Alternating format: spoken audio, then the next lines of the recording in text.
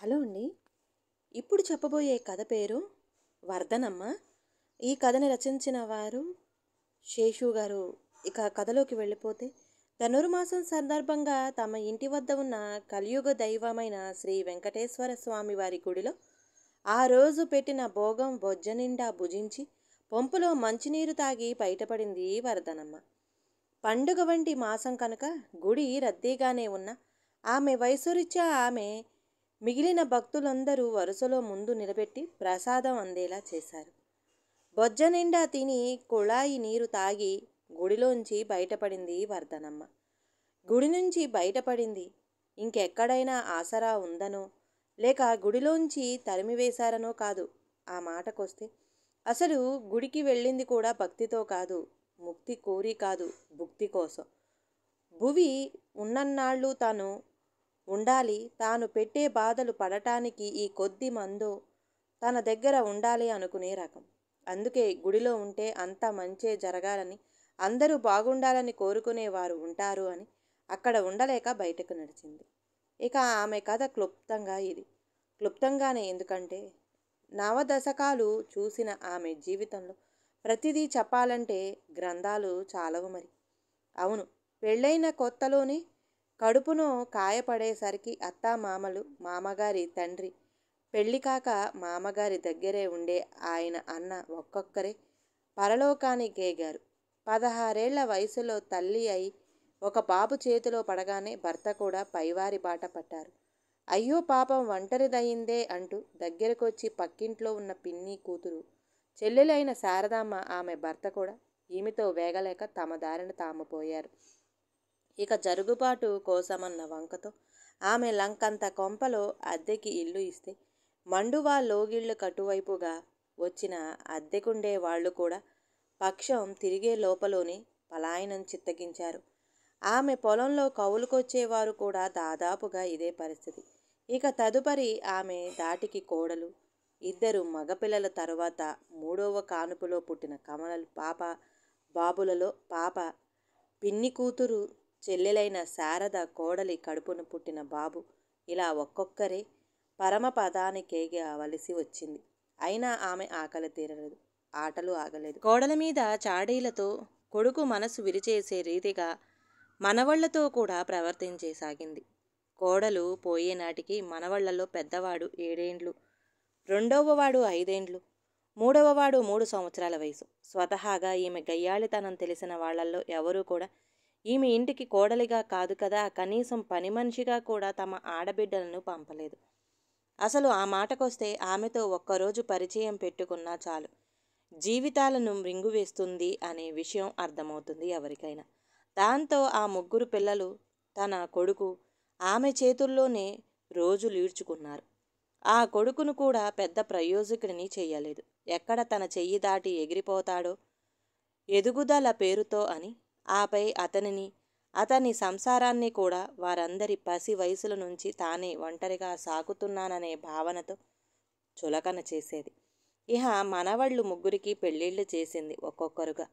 రెండవవాడు ఉద్యోగం కోసం అతని మామగారి ఊళ్ళో కాపురం పెడితే ఎక్కడ వాడు తరం పరం కాకుండా పోతాడో అన్న శంకతో అప్పటికి పెళ్ళి కాని 3వ వాడిని, ముసలివాడవుతున్న తన కొడుకును కడుపుతూ ఉన్న పెద్దవాడు జగన్నాథం భార్య శ్యామల మీద వదిలేసి కొత్త సంసారం కదా, రెండోవాడు లోకానందంతో పాటు ఆ ఊరికి పరుగున వెళ్ళింది వర్ధనమ్మ.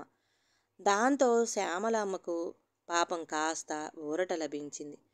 ఓర్పు ఎప్పటికైనా ఫలితాన్ని ఇస్తుంది అని ఆశ కలిగించింది ఆ పిచ్చి తల్లికి.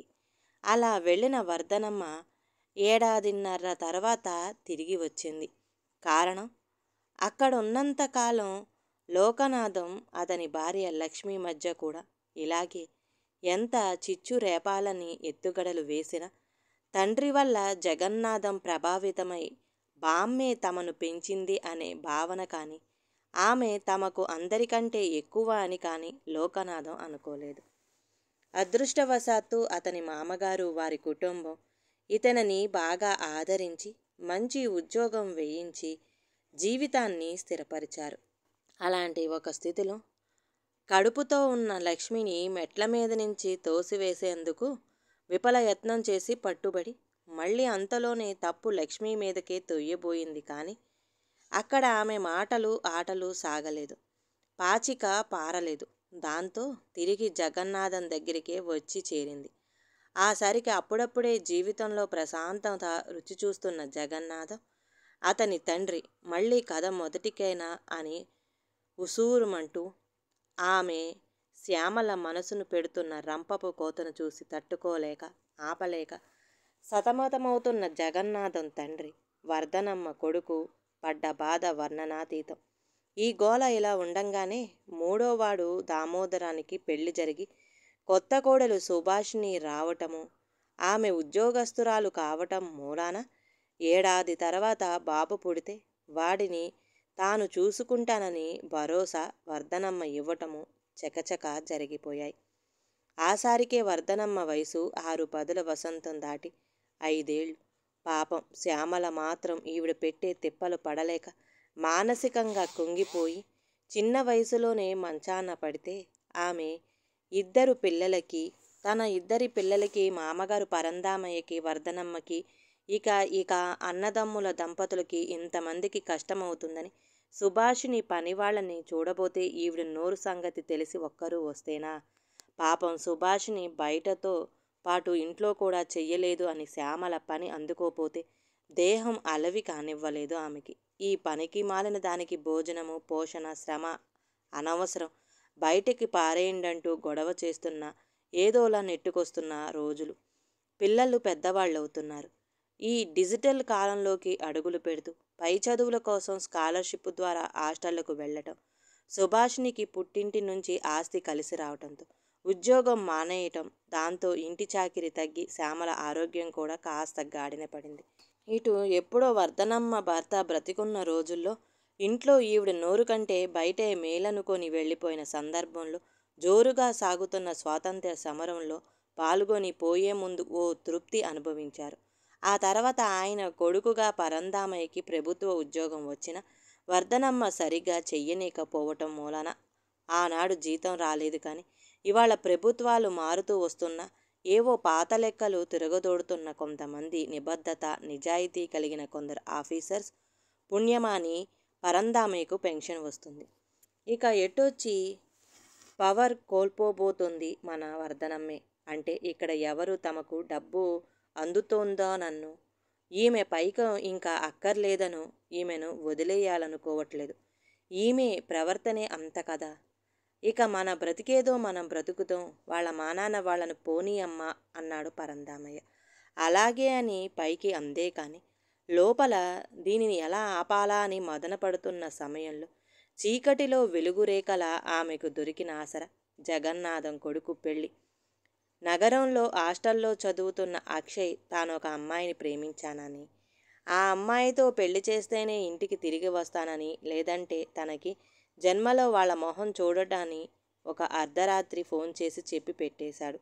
ఆ సమయంలో వర్ధనమ్మ చొరవ తీసుకుని అందరినీ ఆ పెళ్లికి ఒప్పించి తాను ఆ సంబంధం గురించి విచారించానని, వారంతా మంచివారని వివరాలు కూడా తెలిపింది.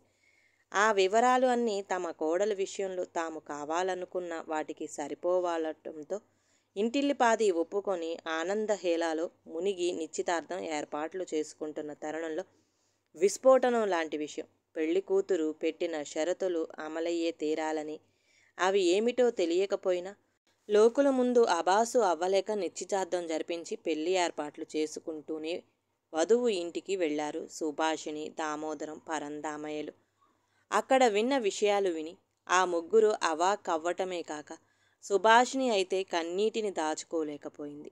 వర్ధనమ్మ కుటిలత్వానికి పరందామయ్యకు కూడా భయం వేసింది.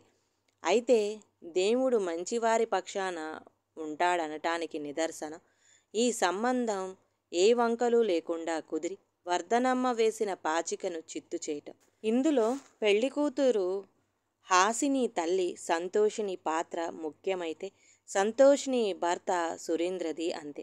విషయం ఏమిటంటే వర్ధనమ్మ ఈ పెళ్లికి వారిని ఒప్పించడానికి ప్రయత్నం చేస్తున్నట్టు నటిస్తూనే లోపల వేరే పథకం వేసుకోసాగింది. దాని ప్రకారం నిశ్చితార్థానికి 3 రోజుల ముందు గుడికి వెళ్ళింది. ఒక్కతే వద్దంటున్నా వినకుండా. అక్కడే ఆ రోజు సంతోష్ని సురేంద్రలు బట్టలు గుడిలో పెట్టించటానికి వస్తారని తెలిసి వెళ్ళి వారు పూజ చేయించుకొని బయటకు వచ్చేసరికి సరిగ్గా కుళాయి దగ్గర నుంచుంటే కనపడేలా గుడి బయట కళ్ళు మూసుకుని కూర్చుంది. వాళ్ళు కదులుతూ తన వైపుకు వస్తున్న సడి విని పడగానే బిగ్గరగా అనటం మొదలుపెట్టింది. తనను వయసైపోయినదని కూడా చూడకుండా తన కోడలు అయిన శ్యామల తనను బయటికి గెంటేసేసిందని, అంతేకాదు అసలు శ్యామల చిన్నప్పటి నుంచి తమ ఇంటి పక్కనే ఇంట్లో ఉండేదని, తన కోడలు అయిన జగన్నాథం తల్లి పోవటానికి కారణం కూడా పరోక్షంగా ఈమెనని శోకాలు తీయసాగింది.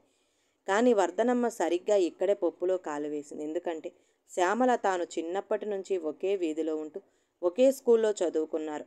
ఆప్తమిత్రురాలను. పెళ్లి తర్వాత వేరయ్యారంతే.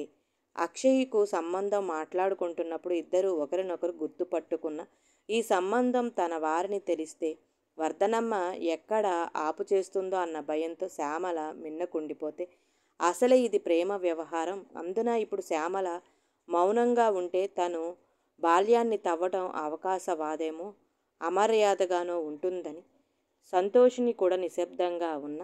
ఇంటికి వెళ్ళాక మాత్రం తన కుటుంబంతో ఈ విషయం చెప్పేసింది సంతోషిని. దాంతో ఇప్పుడు గుడిలో జరిగిన ఈ సన్నివేశం సరిపోలేదు అని వారికి అనిపించింది. అక్షయ్ని పిలిచి వివరం అడిగాడు సురేంద్ర. అక్షయ్ ఉన్నదున్నట్లు చెప్పాడు. కానీ ఆమె వల్ల వీరి కూతురు హాసినికి తాను ఏ ఇబ్బంది రానివ్వనని, ఎలాగూ తమ ఉద్యోగాలు నగరంలోనే కాబట్టి కలవడం అనేది ఉండదనిను. కానీ సంతోష్ని తన ప్రియనేస్తం శ్యామల గురించి బాధపడటాన్ని అర్థం చేసుకున్న సురేంద్ర తెలివిగా ఒక మాట చెప్పించాడు అందరి చేత. అదేంటంటే శ్యామలను హాసిని ఎట్టి పరిస్థితుల్లోనూ చూడబోదని, ఆమె నీడ కూడా ఈ నవదంపతుల మీద పడకూడదనీను, ఈ విషయం బయటకు పొక్కకూడదనీను. తన నేస్తం సంతోషిని కూడా ఇలా చేసింది అని శ్యామల పాపం ఒకంత ఆశ్చర్యానికి బాధకు గురైన ఈ కాలం ఆడపిల్ల కదూ హాసిని అని సర్దుకుని పెద్దావిడను చూడని నిందను భరిస్తూ నవ్వుతున్నట్టు నటిస్తూ నిశ్చితార్థం పెళ్లి పనులు కానిస్తుండగా సంతోష్ని సుభాష్నికి ఫోన్ చేసి తను ఇంటికి పిలిపించి ఈ విషయం చెప్పింది. జరిగింది సరే, జరగాల్సింది ఏమిటా అని పరందామయ్య ఆలోచిస్తూ ఉండగా సురేంద్ర కల్పించుకొని చెప్పాడు. మామయ్య గారు, చూశారు కదా మీరే జరిగినదంతా. ఇంకా ఇంతకన్నా ఇది ముందిరి మీద మీ పెద్ద కోడలు శ్యామల మరింత ఆవిరైపోకముందే మీరు స్పందించండి. ఈ పెళ్లి తర్వాత మా అమ్మాయి మీ అందరితో కలిసి ఉంటుంది. కానీ మీ అమ్మ నీడ కూడా పడటం మాకు బాధాకరం. ఇంత నిక్కచ్చిగా చెప్పినందుకు మన్నించండి. ఇకపోతే మేము మీ అమ్మ మీ కోడలు మీద వేసిన నిందను మేము నమ్మినట్లు నటించి మా అమ్మాయి తన అత్తగారితో ఉండదు అని చెప్పటానికి కారణం, మేము ఆమెను నమ్మకపోయినా, నమ్మినా, స్పందించకపోయినా వీధికెక్కి మిమ్మల్ని ఏమన్నా మోసం చేయడానికి వచ్చిన ఆవిడ ఇంకేమైనా చెయ్యగలదు. కాబట్టి తనను నమ్మినట్లు నటించి ఆవిడను మీ కోడలు గెంటేసినట్టుగానే శ్యామల గారిని తన కోడలు చూడదు అని ఆవిడకు మేము పరోక్ష భరోసా ఇచ్చినట్లు ప్రవర్తించామంతే. ఇక మీ ఇష్టం అని ముగించారు. దాని ఫలితమే ఇదిగో ఇలా అక్షయ్ హాసినీల పెళ్లి, వ్రతం, రిసెప్షన్ ఇత్యాది హడావిడిలన్నీ ముగిసి కొత్త జంట హనీమూన్కి వెళ్ళగానే ఇటు పరందామయ్య ఆమెను అడుక్కోమంటూ అదే గుడిమెట్ల మీద కూర్చోపెట్టి తాను చీకట్లో కలిసిపోగా ఆమె ఇలాగే తిరుగుతుండటం జరుగుతోంది. తనకు తినేందుకు అన్నం కన్నా అమాయకమైన మనుషులు దొరకకపోరా అని. ఈ కథ కనుక నచ్చితే ప్లీజ్ అండి లైక్ చేయండి. అలాగే ఛానల్ని సబ్స్క్రైబ్ చేసుకోవడం మాత్రం మర్చిపోమాకండి. మీ విలువైన అభిప్రాయాన్ని కామెంట్ బాక్స్లో కామెంట్ చేయండి. అందరికీ ధన్యవాదాలండి.